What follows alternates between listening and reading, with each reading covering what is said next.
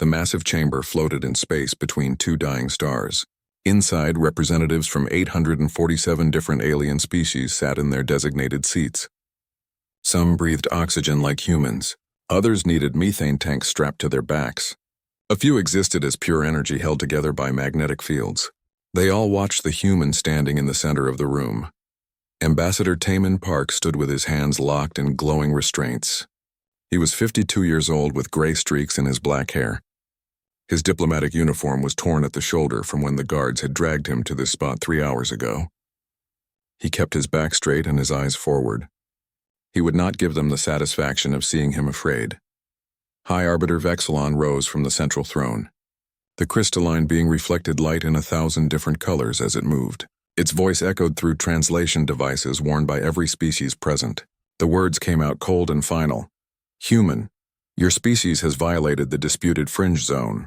You have sent colony ships into territory claimed by 14 member species. This is an act of aggression that cannot be tolerated. The Galactic Council has voted. You are guilty. The sentence is death by ceremonial fire. Taman finally spoke. His voice carried across the chamber without shaking. The disputed fringe has been empty for 3,000 years. No species has established colonies there. No species has used those systems. We filed proper claims according to your own laws. You reject our claims not because we broke any rules, but because we are young, because we are human. Vexilon did not respond to this. The Arbiter simply gestured to the guards. Two massive creatures with too many arms stepped forward. They activated the plasma field around Taman. The ambassador felt heat building around his body. Outside the council chamber, Captain Mira Choi watched from the bridge of her ship. The Soul's Pride was a small escort vessel. It carried 20 crew members and enough weapons to fight pirates, but nothing more. Mira had her hands gripped tight on the arms of her command chair. She had been ordered not to interfere. Earth's government had been very clear.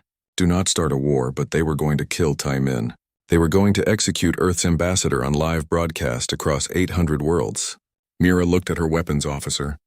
The young man named Sung Ho met her eyes. He shook his head slightly. They both knew the truth. If they fired on the council station, they would all die. The council defense fleet surrounding the chamber included 300 warships. Back on Earth, Chancellor Daeho Kim sat in the Situation Room beneath Seoul. Around the table sat the leaders of every major nation. For once, there were no arguments, no debates about territory or trade or old grudges. They all watched the screen showing Taman standing in that plasma field. Admiral Jiwoo Kang stood behind the Chancellor's chair.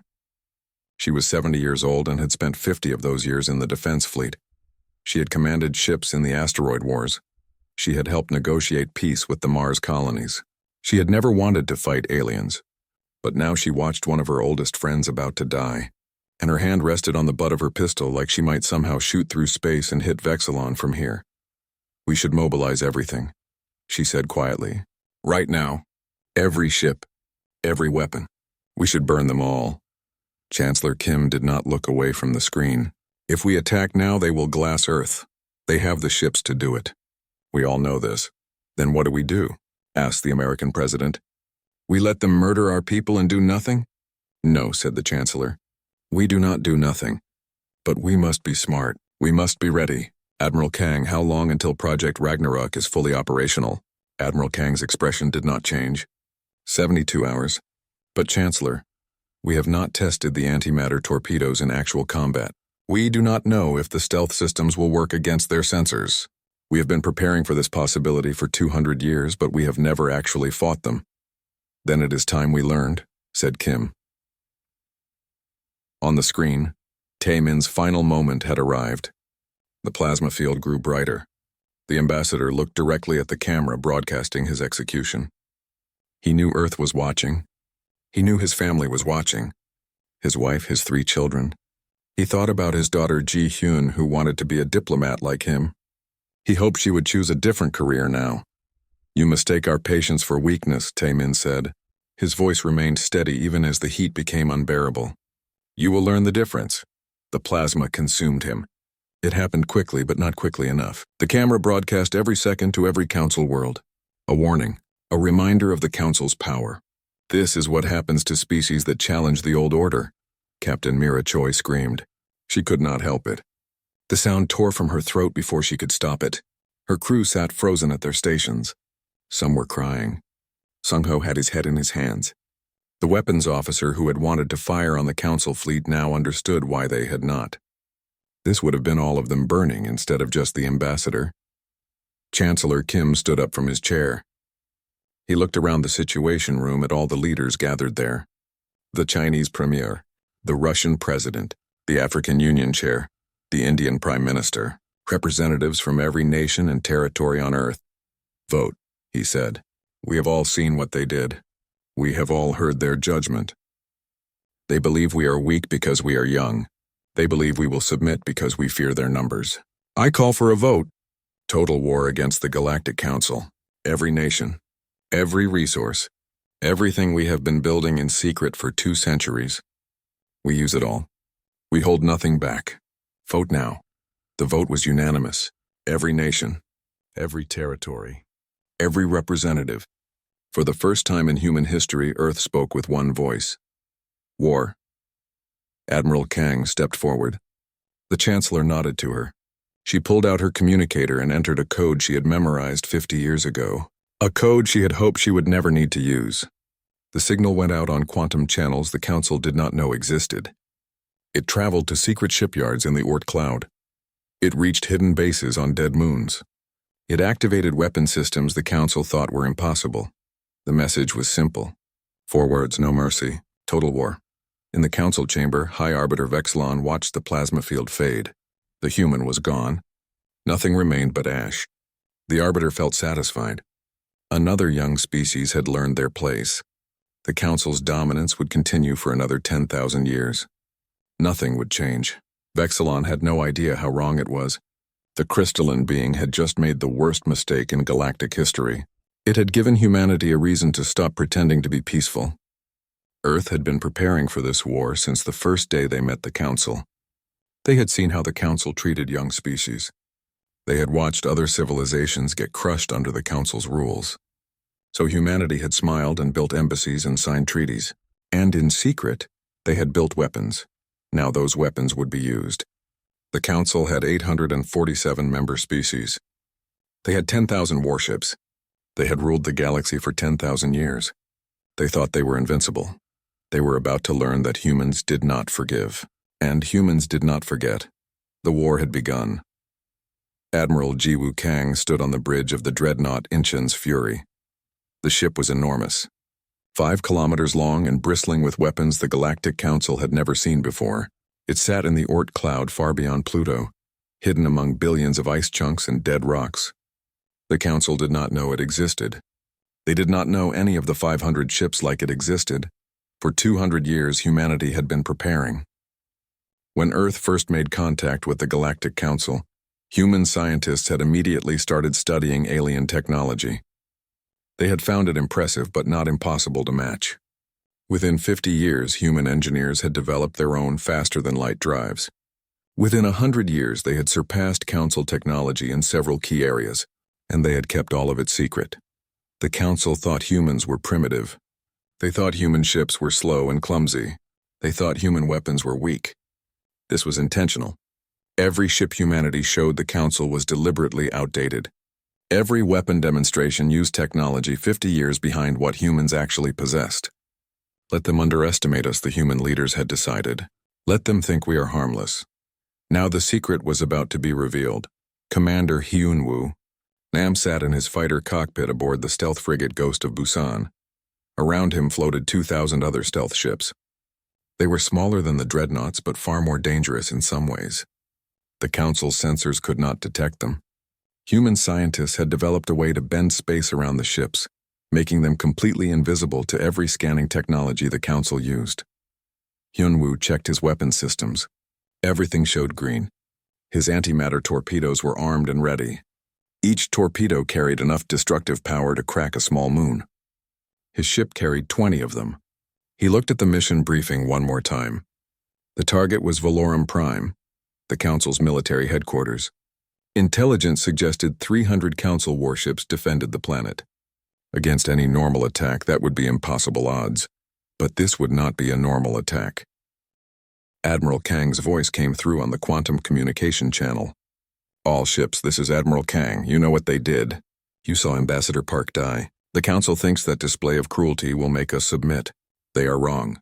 Today we show them what humanity really is. Today we teach them that killing our diplomats has consequences. Ghost Fleet, you are authorized to begin Operation Thunderstrike. Show them what human technology can really do. Hyunwoo felt his heart racing. He had trained for this mission for 10 years. His entire adult life had been spent preparing to fight aliens he had hoped he would never actually have to fight. But they had killed Taemin. They had burned him alive in front of the entire galaxy. There was no going back now. Ghost Fleet, this is Commander Nam. All ships form up on my position. We jump in 30 seconds. Remember your training. We hit them hard and fast. Destroy the orbital defense platforms first, then the command ships, then anything else that shoots at us. Minimize civilian casualties. We are not here to murder innocents. We are here to break their military. Understood? 2,000 voices acknowledged the order. Hyunwoo gripped his controls and watched the countdown. 5 seconds, 4, 3, 2, 1. The Ghost Fleet jumped into faster-than-light travel. They crossed 300 light-years in 8 seconds. When they dropped back into normal space, they were right on top of Valorum Prime. The Council Defense Fleet had no warning. One moment space was empty.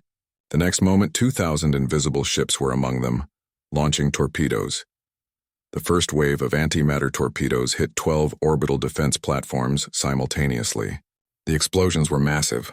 Energy readings spiked across every sensor in the system. Alarms screamed on every council ship. Commanders shouted orders in a dozen different alien languages. But they could not see what was attacking them. The Ghost Fleet remained invisible. Hyunwoo's fighter dove between 2 council cruisers. He launched 4 torpedoes in rapid succession. All 4 hit the larger cruiser's engines. The ship broke apart in a ball of white fire. Hyunwoo's computer tracked his kills, 1 down. He pulled up hard and targeted a destroyer. 2 more torpedoes. Another explosion. The council ships fired blindly into space. Energy beams and missiles shot in every direction. A few Ghost Fleet ships were hit by lucky shots, but most of the council weapons hit nothing. It was like fighting ghosts. Which was, of course, the point. Commander Nam coordinated the attack from his command console. He watched 2,000 friendly icons moving through enemy formations like sharks through fish. The Council fleet was trying to form a defensive sphere, but it was too late. Half their ships were already destroyed or disabled. The orbital platforms were all gone. The military headquarters on the planet's surface was burning from repeated torpedo strikes. All ships begin withdrawal, Nam ordered. We have achieved mission objectives. Return to Rally Point Alpha. The Ghost Fleet jumped away as suddenly as they had arrived. The entire battle had lasted 40 minutes. When they were gone, the Council defenders finally understood what had happened. 300 ships had been reduced to 70. The military headquarters was in ruins, and they had not destroyed a single human vessel, not one. On Valorum Prime, the Council military leadership gathered in an emergency bunker. They were in shock. War Master Draktar of the Vrek species slammed his fist on the table. The Vreks were the Council's primary military power. They were large, heavily armored, and extremely aggressive. Draktar had pushed hard for Ambassador Park's execution. He had wanted to teach the humans a lesson. How is this possible? Draktar roared. How do these primitives have stealth technology? How do they have weapons that powerful? Our intelligence said they barely had faster-than-light travel. Arbiter Kelthon spoke quietly from the corner. Kelthon was from a species that looked like tall, thin birds with 4 arms. They were known for being cautious and analytical. Our intelligence was wrong. The humans have been hiding their true capabilities. They have been playing weak while building a war machine in secret. We underestimated them, badly. Then we mobilize everything, said Draktar. We call up every reserve fleet. We gather all 10,000 Council warships. We crush the humans with overwhelming numbers. That may not work, Kelthon replied. If they have 2,000 stealth ships, what else do they have that we do not know about? What if this attack was just a test? What if they have resources we have not yet seen? Draktar growled. Then we find out, and we destroy it all. Back in Earth's Situation Room, Chancellor Kim watched the battle reports come in. Admiral Kang stood beside him with a slight smile on her face. The first strike had exceeded expectations. Every objective achieved. Every ship returned safely. The Ghost Fleet had proven that humanity's secret technology worked. Send the message, Kim said. Admiral Kang nodded. She activated the quantum transmitter. The signal would reach every Council world simultaneously. It would be broadcast on every frequency the Council used for official communications. Every species would hear it. Every leader would know humanity's terms. The message was simple and direct. Admiral Kang spoke in a clear, firm voice. People of the Galactic Council, you executed our ambassador without trial. You killed an unarmed diplomat in cold blood. You broadcast his death as a warning to intimidate us. You made a mistake. Humanity does not respond to intimidation with submission. We respond with justice. We demand the immediate surrender of every species that voted for Ambassador Park's execution. We demand they stand trial for murder. We demand reparations for this crime. You have 72 hours to comply. If you refuse, we will bring war to every system, every world, every station that harbors those responsible. We will not stop until justice is served. This is your only warning, the message ended. Across the galaxy, the Council species listened in disbelief. Some felt fear. Some felt anger. But all of them felt something they had not felt in 10,000 years. Uncertainty. The Council had always been the strongest power in the galaxy. No one challenged them. No one won against them. But the humans had just destroyed a major military installation in 40 minutes without losing a single ship. The humans had technology the Council did not understand. The humans were not afraid, and the humans were very, very angry. On the Council's capital world, High Arbiter Vexlon called an emergency session. The 847 species gathered virtually, their representatives appearing as holograms in the Grand Chamber. Vexlon's crystalline form glowed with reflected light. The humans have attacked Valorum Prime. They possess military technology that should not exist. They are demanding our surrender. I propose we reject their terms completely. We have 10,000 warships to their estimated 1,000. We have 800 species to their 1. Numbers will prevail. We will crush this rebellion and remind the galaxy why the Council has ruled for 10,000 years. The vote was close. 500 species voted to reject humanity's demands. 300 voted to negotiate.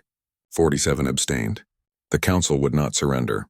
They had 72 hours until humanity's deadline expired. They used that time to gather their fleets and prepare for war. They expected a long, grinding conflict. Ship-to-ship battles, sieges, years of fighting. They had no idea what was really coming. Humanity was done with patience. Humanity was done with diplomacy. Ambassador Park had been the peace option. Now there was only Admiral Kang, and Admiral Kang had 500 dreadnoughts ready to deploy. The 72 hours passed. The Galactic Council did not surrender. They sent a message back to Earth calling humanity's demands unreasonable and threatening total war. If humans did not withdraw from Council space immediately, Chancellor Kim read the message aloud to the assembled human military command. Then he crumpled the paper and threw it in the trash. Admiral Kang, you are authorized to proceed with Operation Wildfire. Hit them everywhere at once. Show them what happens when they reject justice. Admiral Kang saluted. She had already prepared the orders. 50 Council worlds would be attacked simultaneously. Each attack would follow the same pattern. The Ghost Fleet would destroy orbital defenses. The dreadnoughts would arrive and bombard military installations. Then humanity would broadcast surrender terms and withdraw. The goal was not to conquer territory. The goal was to break the Council's ability to make war. Commander Soo-Jin Lee stood on the bridge of her dreadnought Soul's Vengeance. Her target was Krone, a heavily industrialized world that built most of the Council's military ships. The planet had the largest shipyard in the galaxy. Destroying it would cripple the Council's ability to replace their losses. Soo-Jin had spent 3 months studying the shipyard's defenses. She knew every weapons platform, every shield generator, every weak point. All ships report ready, her tactical officer announced.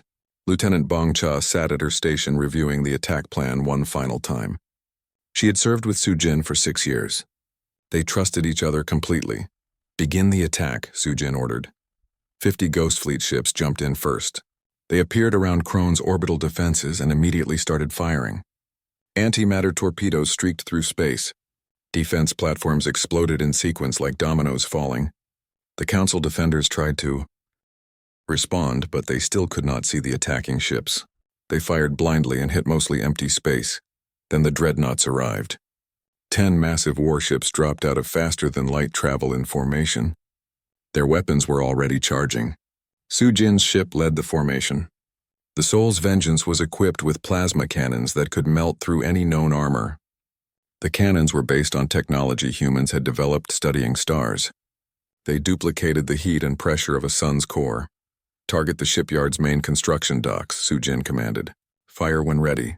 10 plasma cannons fired simultaneously. 10 beams of superheated matter hit the shipyard. Metal vaporized, scaffolding melted. Ships under construction broke apart. The largest shipyard in the galaxy started dying. Secondary explosions rippled through the structure as fuel tanks and ammunition stores cooked off. Within minutes, the entire facility was unsalvageable. Broadcast the message, Sujin said. Lieutenant Bongcha activated the communication system. The same message went out that was being sent at 49 other Council worlds right now. This is the human defense fleet. Your military installations have been destroyed. Civilian areas have not been targeted. Surrender the war criminals who voted to execute Ambassador Park. End your support for the Council's aggression. These are our only terms. You have 24 hours to comply. The human fleet jumped away. The entire attack had lasted 18 minutes. At Thalos, Captain Dong Hyun Yoon led a different kind of assault. Thalos was protected by an advanced defense grid that covered the entire planet with overlapping shield generators. Breaking through would normally take weeks of sustained bombardment. But Yoon had studied the grid's design and found something interesting. The shields were strong against external attacks, but they assumed any attacking fleet would come from space. Yoon's fleet jumped in close to the planet's moon. Then his ships dove toward the planet at maximum speed, using the moon's gravity to slingshot them forward. They came in low and fast, skimming just above the atmosphere. The defense grid tried to track them, but its weapons were designed for targets in high orbit, not ships flying at treetop level at incredible speed. Before the Council defenders could adjust, Yoon's ships launched their torpedoes.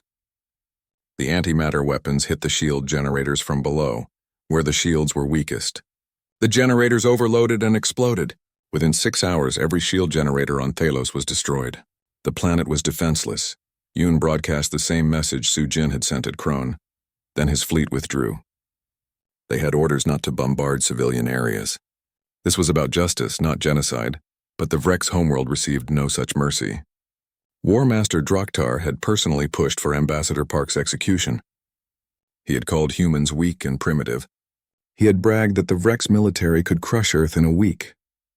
Admiral Kang had special orders for the Vrex. Commander Hyunwoo Nam led the assault personally.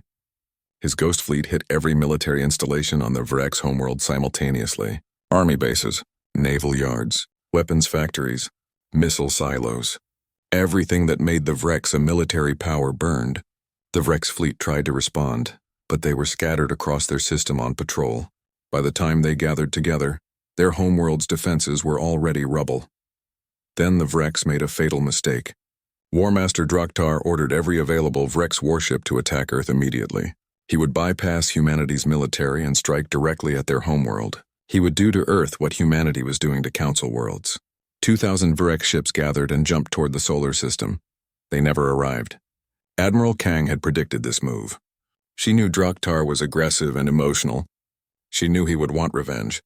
So she positioned Vice Admiral Hae Won Song with the entire Ragnarok fleet at the Neptune Gate, the main entry point into the solar system. When the Vrex fleet dropped out of faster-than-light travel, they found 500 human dreadnoughts waiting for them. The Vrex were tough and brave, but they were not prepared for what happened next. The human ships opened fire with every weapon simultaneously. Plasma cannons, antimatter torpedoes, railguns firing projectiles at relativistic speeds, energy weapons humanity had kept secret for 100 years. The Vrex fleet was caught in a killing field. They tried to scatter, but there was nowhere to go. The dreadnoughts had them surrounded.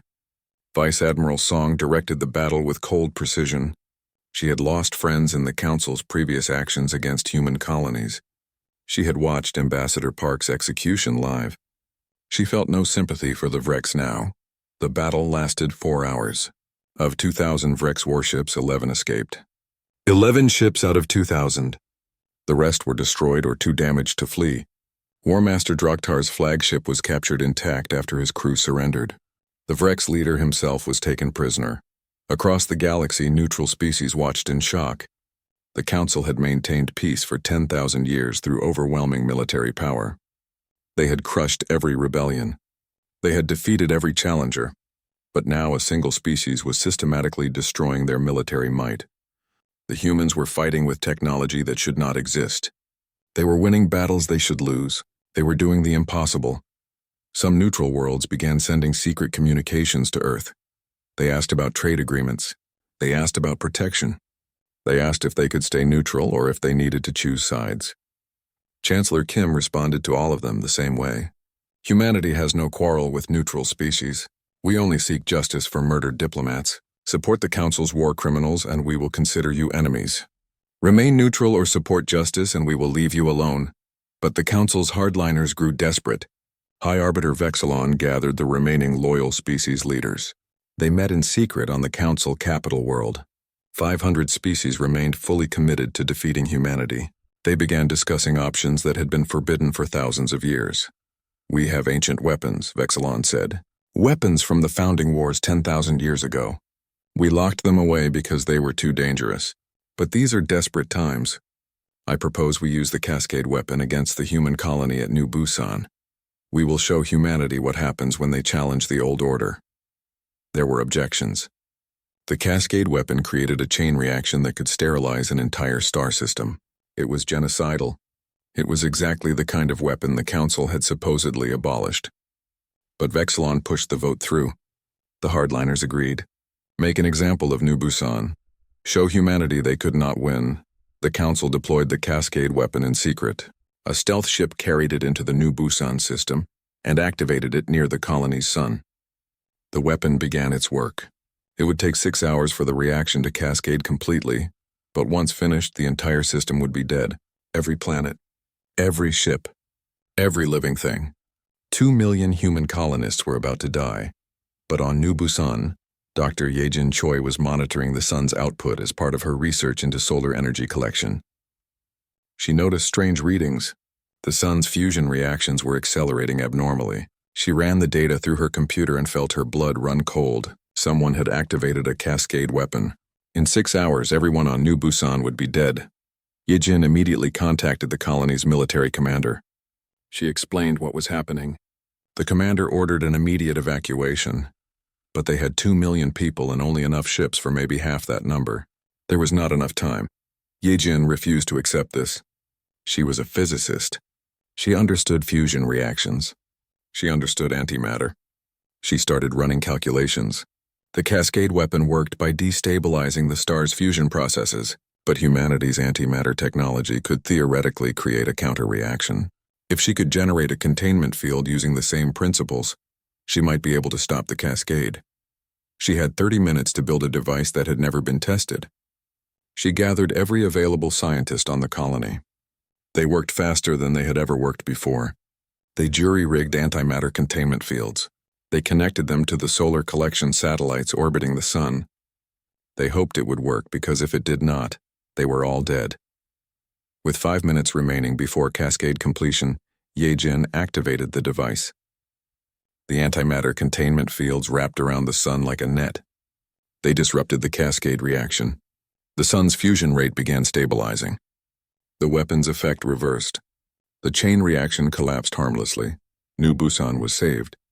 2 million lives were saved. And Dr. Yejin Choi became famous across the galaxy overnight. She had defeated a weapon the Council considered unstoppable using technology the Council thought was primitive. The message was clear. Humanity could not be beaten with superior numbers or ancient weapons. They were too smart, too innovative, too determined. The Council was losing this war. The failed cascade weapon attack changed everything. When news spread that the Council had tried to genocide an entire human colony, 200 species immediately withdrew from the Council. They released public statements condemning the use of forbidden weapons. They declared neutrality in the war. Some even offered humanitarian aid to New Busan. The Council was fracturing. What had been 847 unified species was now split into factions. The hardliners, who still supported total war. The moderates who wanted peace negotiations.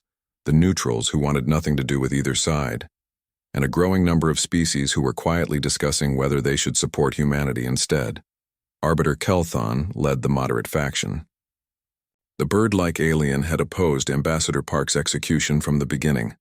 Now Kelthon watched the council tearing itself apart and knew something had to change.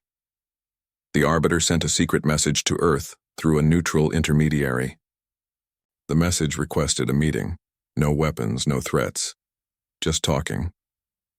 Chancellor Kim agreed to the meeting. He brought Admiral Kang and his senior diplomatic staff. They met on a neutral station operated by a species that had withdrawn from the council. The station was small and isolated, perfect for secret negotiations. Kelthon arrived with only 2 aides. The Arbiter's feathers were dull with stress. 4 eyes blinked slowly as Kelthon studied the human delegation. Chancellor Kim, Admiral Kang, thank you for agreeing to meet. I know you have little reason to trust any council representative after what happened to Ambassador Park. Kim sat down at the negotiation table. His expression was cold. You watched them burn him alive. You and 300 others voted against his execution. But you still let it happen. Why should we believe you want peace now? Kelthon's feathers ruffled. Because my species and many others were trapped. High Arbiter Vexilon controls the council through fear and manipulation. Species that vote against the majority face economic sanctions, military pressure, or worse. We wanted to save Ambassador Park, but we lacked the votes. Now everything has changed. The council is collapsing. Vexilon's support is down to 300 species. If you continue this war, thousands more will die. I am here to find a way to end the bloodshed. Admiral Kang leaned forward. You want to end the bloodshed? Here are humanity's terms, non-negotiable. Take them or leave them. She laid out 5 demands. First, public trials for all species leaders who voted for Taiman's execution. Second, complete dissolution of the Galactic Council in its current form. Third, reparations equal to 50 years of Earth's total economic output. Fourth, human oversight of any new galactic governing body. Fifth, a formal apology broadcast to every world in known space. Kelthon listened carefully. The demands were harsh, but not impossible. The Arbiter had expected worse. I can bring these terms to the moderate faction. I believe we can agree to most of them. But the hardliners will never accept this. Vexilon and the remaining 300 species will fight to the bitter end. Then they will lose, Kim said simply. We have barely used our full military strength. What you have seen so far is humanity being careful, being measured. We have weapons we have not deployed yet, ships we have not revealed. If the hardliners want total war, we will give it to them. But we would prefer they surrender peacefully. The meeting ended with Kelthon promising to present humanity's terms to the moderate faction. The Arbiter left hoping for peace but fearing the worst. Vexilon would not surrender. The crystalline being had ruled the council for 2,000 years. Admitting defeat was impossible for someone who had held power that long. Kelthon was right. When High Arbiter Vexilon learned about the secret meeting, the reaction was rage. Vexilon declared Kelthon a traitor and stripped the Arbiter of all titles and authority. Then Vexilon gathered the 300 remaining loyal species and formed a new organization, the Alliance for Galactic Order. Their stated purpose was to restore the Council and crush humanity's rebellion. The Alliance began forced conscription on their worlds. Every available ship was drafted into military service. Every species loyal to Vexilon contributed their fleets. Cargo ships were converted into warships. Civilian pilots were pressed into military duty. Within 2 weeks, the Alliance had assembled 30,000 ships. It was the largest military force in recorded galactic history. But Admiral Kang knew humanity could not win a direct battle against 30,000 ships. Even with all their technological advantages, those numbers were overwhelming. She needed a different approach. She needed intelligence. She needed to know what the Council had been hiding all these millennia, and she knew exactly where to find that information. The Council archives were located on Proxima Tertius, deep inside a heavily fortified station. The archives contained 10,000 years of Council history, laws, treaties, scientific research, military records, everything. If humanity could steal the archive's data, they might find something useful. Maybe proof of other council crimes. Maybe suppressed technology. Maybe genetic codes for the ancient weapons Vexilon had been using. Admiral Kang selected Colonel Min-Ho Jang to lead the mission. Min-Ho was humanity's best special operations soldier.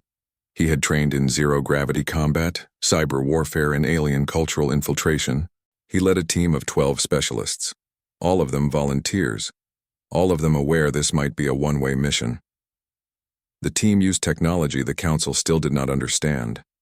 Quantum phase-shifting devices that let them walk through solid matter. The devices were experimental and dangerous. Each one could only work for 30 minutes before burning out. But 30 minutes should be enough. Min-Ho's team approached the archive station in a small stealth ship.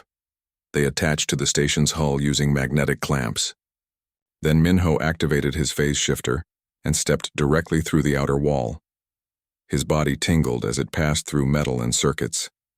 Then he was inside the station corridor. Council guards patrolled nearby. Min-Ho remained still until they passed. Then he signaled his team. One by one, they phased through the hull and joined him. 12 humans now stood inside the galaxy's most secure facility. The Council had no idea they were there. The team moved through the station toward the main archive chamber. They avoided patrols. They disabled security cameras using human-made viruses. They reached the central database in 20 minutes. Min-Ho accessed the data using codes his team's hacker had cracked earlier. Information began downloading to portable storage devices. But Min-Ho noticed something strange in the database. Files labeled as restricted even within the archives. Data that only the highest council members could access. He started downloading those files too. Whatever the council was hiding must be important. What he found was explosive. For 10,000 years, the council had been suppressing technology. Dozens of species had invented faster-than-light communication, zero-point energy, matter replication, consciousness transfer, advanced medical techniques that could cure any disease. All of it had been buried by the council. All of it had been classified as too dangerous or too disruptive. The reason was control. If species had unlimited energy, they would not need to trade. If they could communicate instantly across the galaxy, they could organize resistance to council policies. If they could cure all diseases, they would live longer and grow more powerful. The council had been keeping the galaxy deliberately primitive to maintain their authority. Min-Ho copied everything, every file, every piece of suppressed technology, every secret the council had kept. Then his team withdrew the same way they had entered.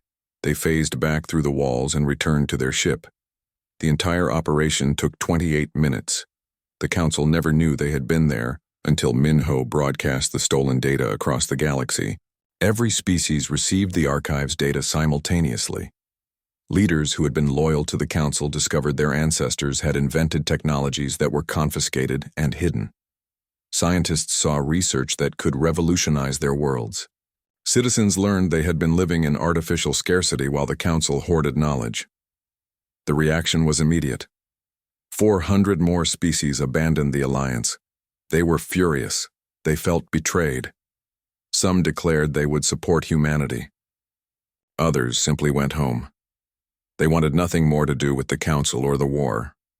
Within 3 days, Vexilon's alliance shrank from 300 species to just 50.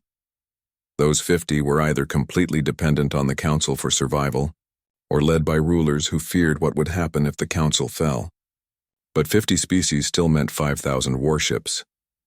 Vexilon gathered them for one final assault. The target was Earth itself. If the Alliance could destroy humanity's homeworld, the war would end. Human colonies would surrender without their central government. The rebellion would collapse. High Arbiter Vexilon stood on the bridge of the flagship Eternal Dominion. Around the massive vessel floated 5,000 warships. Many were damaged from previous battles. Some were running on skeleton crews. But they were committed, loyal, ready to die for the Council's survival. "Set course for Earth," Vexilon commanded. "We will glass the human homeworld. We will burn their cities and scatter their ashes. We will show the galaxy what happens to species that challenge the natural order." The Alliance fleet jumped to faster-than-light travel. They would reach Earth in 2 days. Vexilon spent those days planning the attack. The crystalline being had studied human defensive positions. Earth was protected by orbital platforms, minefields, and a defensive fleet. Strong, but not strong enough to stop 5,000 ships. What Vexilon did not know was that Admiral Kang had been preparing Earth's defenses for 200 years. Every human warship was being recalled to the solar system. The Ghost Fleet, the Dreadnoughts, every missile platform, every defense satellite, everything humanity had built was gathering to protect their homeworld. When the Alliance fleet arrived, they would face the entire combined might of human military technology. But Admiral Kang knew even that might not be enough. 5,000 ships was still overwhelming numbers. She prepared evacuation plans for Earth's 8 billion citizens. She positioned colony ships in orbit ready to flee if the battle went badly. She refused to let humanity's homeworld fall, but she prepared for the possibility anyway. The Alliance fleet dropped out of faster-than-light travel at the edge of the solar system. Vexilon looked at the tactical display and felt satisfaction. The human fleet was there, but it was smaller than expected. Maybe 1,500 ships total. Against 5,000. The odds were clearly in the Alliance's favor. All ships. Attack formation. Vexilon ordered. Target Earth directly. Ignore their fleet. We can destroy the planet before they can stop us. The Alliance fleet surged forward. The battle for Earth had begun. The battle that would decide the war and the future of the galaxy. Vexilon was determined to win. Admiral Kang was determined to make the Alliance pay for every meter of space they crossed. Only one side would survive this battle. The Alliance fleet approached Jupiter's orbit at maximum speed. 5,000 warships in attack formation, all focused on reaching Earth. High Arbiter Vexilon watched from the flagship's bridge as the distance closed. The human defensive fleet moved to intercept, but it seemed too small, too weak. Vexilon felt victory was certain. Then the Ghost Fleet struck. Captain Jae-hoon Shin led 2,000 stealth ships that had been waiting silent and invisible around Jupiter's moons. They appeared without warning in the middle of the Alliance formation. Antimatter torpedoes launched from every direction at once. The rear third of the Alliance fleet exploded before they could react. 1,000 ships destroyed in the opening salvo. Scatter formation, Vexilon ordered. The Alliance ships tried to spread out, but the Ghost Fleet moved with them. The stealth ships were faster and more maneuverable. They darted between the larger Alliance vessels like wolves hunting buffalo. Every few seconds, another Alliance ship exploded. Then Commander Eun-young Park brought in the dreadnoughts. 500 massive warships jumped in from faster-than-light travel and immediately opened fire with plasma cannons. The beams of superheated matter cut through Alliance shields like paper. The dreadnoughts formed a wall between the Alliance fleet and Earth. Nothing would get past them. The battle became chaos. Ships exploded on both sides. Energy beams crisscrossed space. Missiles and torpedoes flew in clouds so thick they looked like meteor storms. The Alliance had numbers, but humanity had better technology and better tactics. Every human ship was exactly where it needed to be. Every shot was calculated for maximum effect. Captain Shin destroyed 6 Alliance cruisers personally before his fighter took damage. He ejected seconds before his ship exploded. His flight suit's emergency beacon activated, and a rescue ship picked him up 10 minutes later. He was back in a new fighter within an hour, returning to the battle. The fighting raged across the entire inner solar system. Near Mars, a group of Alliance destroyers tried to circle around the main battle and attack Earth from a different angle. They ran into Admiral Kang personally commanding a squadron of dreadnoughts. The Admiral's tactics were brutal and efficient. She destroyed the flanking force in 20 minutes without losing a single ship. But the Alliance kept pushing forward. They were taking heavy casualties, but they were also inflicting damage on the human fleet. A dreadnought called Gwangju's Hammer was destroyed when 3 Alliance battleships focused fire on it simultaneously. The ship broke apart with all hands lost. 2 Ghost Fleet frigates collided while dodging enemy fire and exploded together. Humanity was winning, but it was not a clean victory. High Arbiter Vexilon realized the battle was going badly. The Alliance had lost half their fleet already while the humans had lost maybe 20% of theirs. But Vexilon refused to retreat, the Crystalline being ordered the flagship to charge directly at Earth. If they could reach the planet, they could threaten to bombard cities, force a ceasefire, win through hostages what they could not win through combat. The Eternal Dominion was the largest ship in the Alliance fleet.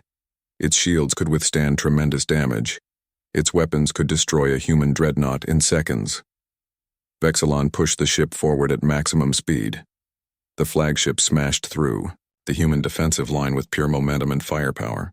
Earth was visible ahead. So close. Then 50 neutral species arrived.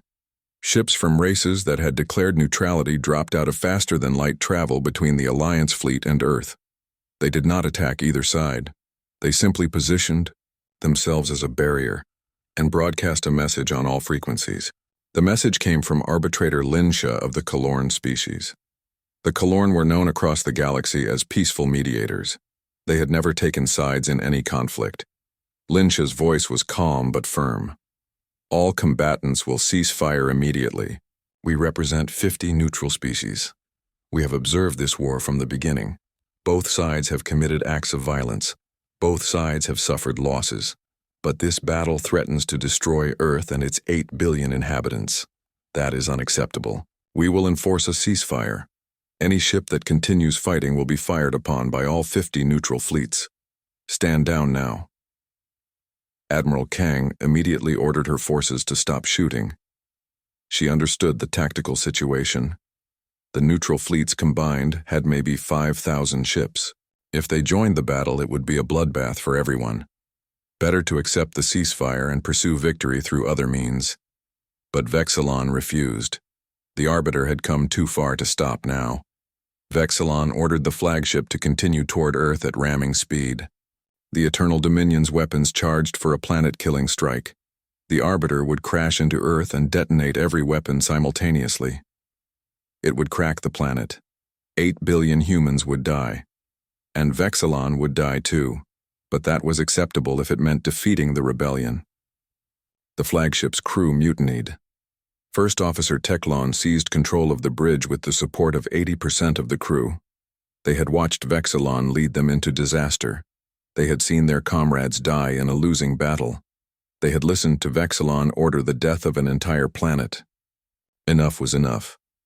Teclon locked Vexilon in the command chamber and opened communications with Admiral Kang. Human fleet, this is First Officer Teclon of the Eternal Dominion. High Arbiter Vexilon has been relieved of command. We surrender our vessel and request terms. The battle ended. The Alliance fleet stood down. Neutral species ships escorted them to designated positions where they could not threaten Earth. The battle for Earth was over. Humanity had won. The war was effectively finished. In the weeks that followed, the galaxy began the long process of peace. High Arbiter Vexilon and 30 other species leaders who had pushed hardest for the war were arrested and brought to Earth. They would stand trial for war crimes.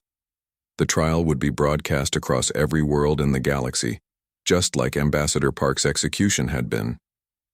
But this time it would be a real trial with evidence and lawyers and a chance to defend themselves. The trial lasted 3 months. Prosecutors presented evidence of the Council's crimes, the execution of Ambassador Park without trial, the attempted genocide at New Busan, the suppression of technology for 10,000 years, the forced conscription of civilian populations, hundreds of other crimes stretching back millennia. The Council had maintained power through fear and violence, and now that violence was being documented and judged. Vexilon's defense was simple. Everything the Council did was necessary to maintain galactic peace.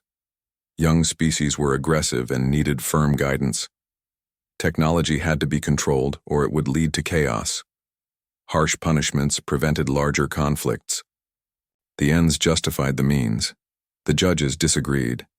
A panel of human and neutral alien judges listened to all the evidence. They deliberated for 1 week. Then they returned with verdicts.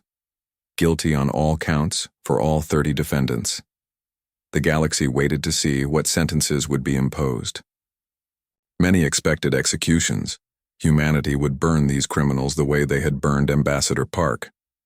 Justice demanded blood, but Chancellor Kim surprised everyone. He announced the sentences personally in a broadcast that reached every world. The defendants have been found guilty of war crimes, genocide, and crimes against galactic peace. Under council law, these crimes carried only one sentence: death. But we are not the council. We do not believe in execution as justice. We believe in accountability and the possibility of redemption. The sentences were life imprisonment with one condition. The convicted council leaders would serve as mandatory advisors to the new Galactic Assembly. Their knowledge and experience would be used to prevent future tyranny. They would spend the rest of their lives helping build the peaceful galaxy they had failed to create. They would watch younger species succeed where they had failed. That would be their punishment and their path to redemption. The Galactic Assembly was formed 6 months after the trial ended. Unlike the Council, it had no power to execute or wage war. It could only mediate disputes and coordinate voluntary cooperation between species. Any military action required unanimous consent from all member species. Technology sharing became mandatory. Every species had to publish their scientific discoveries for all others to use. Ambassador Sua Han was elected the first Secretary General. She had been Taemin Park's deputy and had worked with him for 15 years. She understood his vision of a truly peaceful galaxy. She would spend the next decade building the institutions to make that vision real.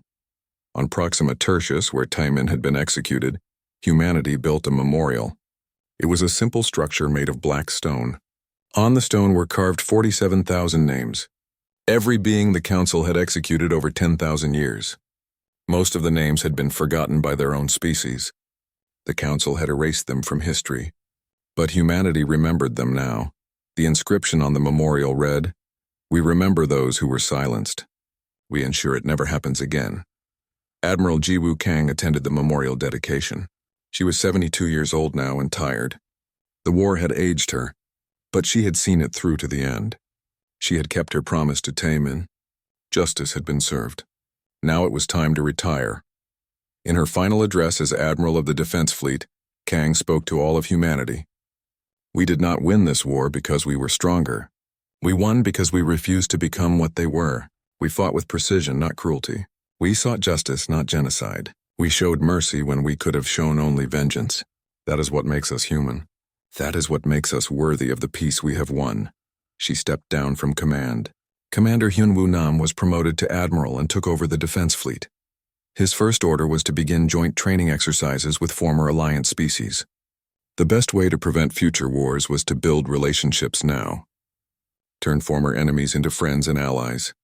10 years passed. The galaxy transformed. Technology that had been suppressed for millennia bloomed across hundreds of worlds. Former Council species worked alongside humanity to explore beyond known space. New colonies were founded. New discoveries were made. The galaxy felt young again, full of possibility. Dr. Yejin Choi led the joint research initiative studying the ancient weapons the Council had used. She and her team were slowly figuring out how to convert weapons of genocide into tools for peaceful purposes. The same technology that powered the Cascade weapon could be used to terraform dead planets or harvest energy from dying stars. Everything could be repurposed. Everything could be healed. On Earth, in the Park family home, Taemin's children were grown now. His son worked as an engineer on a joint human-alien colony ship. His younger daughter was a teacher helping alien students learn human culture. But his oldest daughter, Ji-hyun, had followed her father's path. She had just been accepted into the Galactic Diplomatic Corps. Ji-hyun wore her father's old diplomatic insignia pinned to her uniform. She looked at the stars through her bedroom window and thought about the last words he had spoken. "You mistake our patience for weakness. You will learn the difference the galaxy had learned." They had learned that humanity could be patient and peaceful. But they had also learned that humanity would not tolerate injustice, would not accept cruelty, would not allow the strong to abuse the weak without consequence. Humanity's patience was not weakness. It was choice. And when that choice was betrayed, humanity's response was swift and overwhelming. But the galaxy had also learned something else. Humanity's response to victory was mercy, the chance for enemies to become friends, the belief that anyone could change and improve. Even the worst criminals could be given purpose if they chose to accept it. That was the real lesson of the war. Not that humanity could fight, but that humanity could also forgive. Ambassador Sua Han sat in her office on the Galactic Assembly Station and looked at the picture on her desk. It showed Taman Park smiling, taken the day before he left for the council chamber. She touched the picture frame gently. "We did it," she whispered. "The galaxy you dreamed of. The one where young species are respected, where justice matters, where peace is real. It exists now, because of you." Outside her window, ships from 100 different species docked at the station. Humans worked alongside aliens on engineering teams. Scientists from different worlds collaborated on research projects. Children from Earth played with alien children in the station's parks. The galaxy was learning to be one community instead of hundreds of separate powers competing for dominance. It was not perfect. There were still conflicts, still disagreements, still species that struggled with old prejudices and fears. But there was also hope. There was progress. There was the promise that tomorrow could be better than today. And that was more than the galaxy had known for 10,000 years. The war was over. The council was gone. But more importantly, something new had been born. A galaxy based on cooperation instead of domination, justice instead of power, choice instead of fear. And at the center of it all was humanity's simple message: we will not allow cruelty to go unanswered. We will not accept injustice as inevitable. We will fight for what is right. And we will show mercy to those who surrender. That message had changed everything. That message had saved the galaxy.